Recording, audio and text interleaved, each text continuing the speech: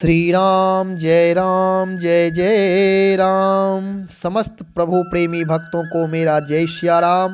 हम आप श्रीमद् भगवद गीता ज्ञानेश्वरी टीका का गायन और श्रवण कर रहे हैं। श्रीमद् भगवद गीता प्रभु की दिव्य वाणी है।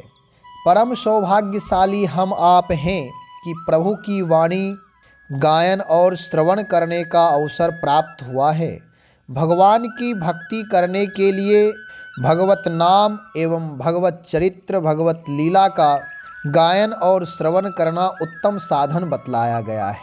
तो हम आप प्रारंभ करते हैं प्रभु की दिव्य मंगलमयी वाणी। ओम श्री परमात्मने नमः। श्रीमद्भगवद गीता अस्माकं तो विशिष्टा ये तान्निबोध द्विजोत्तमः।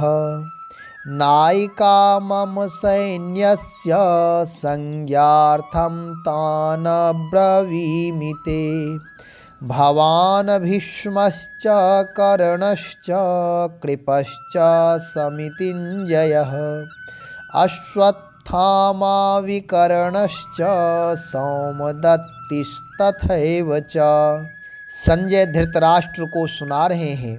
अब प्रसंगवश मैं अपनी सेनाओं के नेताओं और प्रमुख तथा प्रसिद्ध शूरवीरों के नाम भी बतलाया हूँ। सुनिए, आपके सरीखे जो प्रथम श्रेणी के मुख्य वीर हैं, उनमें से दिग्दर्शन मात्र के लिए केवल एक दो वीरों के नाम बतलाता हूँ। ये गंगा पुत्र भीष्म पितामह हैं, जिनके प्रताप का तेज सूर्य के समान है। और यह वीर कर्ण तो शत्रु रूपी हाथियों का संहार करने वाला सिंह ही है।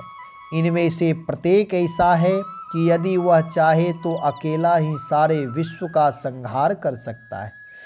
क्या ये कृपाचार्य अकेले ही सारे विश्व का संहार नहीं कर सकते?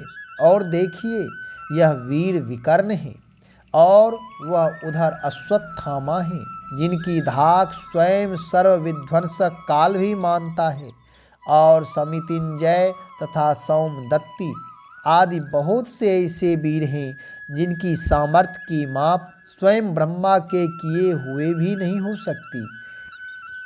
अन्ये च बहवः शूरा मदर्थे त्यक्तजीविताः नानाशस्त्रप्रहरणाः सर्वे युद्धविशारदाः। जो शास्त्र विद्या में निष्णात हैं, जो मंत्र विद्या में स्वयं अवतार ही जान पड़ते हैं, जिन्होंने समस्त अस्त्र समूहों को संसार में प्रचलित किया है और जिनके अंगों में पूरा पूरा प्रताप छाया हुआ है, वे सब अप्रतिम वीर जी जान से मेरे अनुयायी हुए हैं।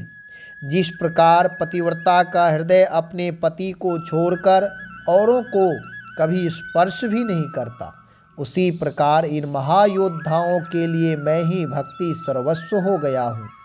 मेरे कार्य के आगे ये लोग अपने प्राणों को भी कोई चीज़ नहीं समझते और इस प्रकार ये लोग स्वामी निष्ठा में निस्सीम और निर्दोष हैं। ये लोग युद्ध कौशल जानते हैं और युद्ध कला की कीर्ति को इन्हीं लोगों ने जीवित रखा है। यहाँ तक कि क्षत्रियों के वाने का उद्गम इन्हीं लोगों से हुआ है। और हमारी सेना में जो ऐसे सर्वोपरि वीर हैं, उनकी गिनती कहाँ तक की जाए। बस समझ लीजिए कि वे असंख्य ही हैं।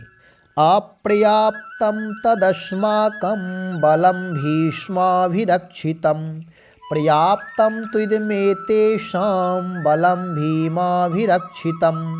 समस्त क्षत्रियों में श्रेष्ठ और संसार में महावीर पितामह भीष्म हैं। उन्हें सेनापति बनाया गया है। इन्हीं भीष्म के बल से आच्छादित यह सेना एक किले की तरह बनी हुई दिखाई देती है और इसके सामने यह त्रिभुवन भी तुच्छ जान पड़ता है। एक तो समुद्र यों ही सब लोगों को अलंघ्य जान पड़ता है। तिस पर जैसे बड़े वड़वा नल की सहायता मिल जाए अथवा जिस प्रकार प्रलय की अग्नि और अत्यंत प्रबल वायु का संयोग हो जाए, उसी प्रकार की अवस्था इन गंगा पुत्र भीष्म के सेनापति होने से हो गई है। फिर भला हमारी सेना के साथ कौन लड़ सकता है? और फिर पांडवों की यह सेना तो बहुत ही थोड़ी है, पर यह छोटी सी सेना भी मुझे अपरंपार दिखाई देती है, और इस सेना का नायक वह प्रबल और उदंड भीमसेन बना है। इतना कहकर दुर्योधन ने अपनी बात समाप्त की। इस प्रकार संजय ने धृतराष्ट्र को सुनाया। आज यहीं तक। श्री राम जय जय राम।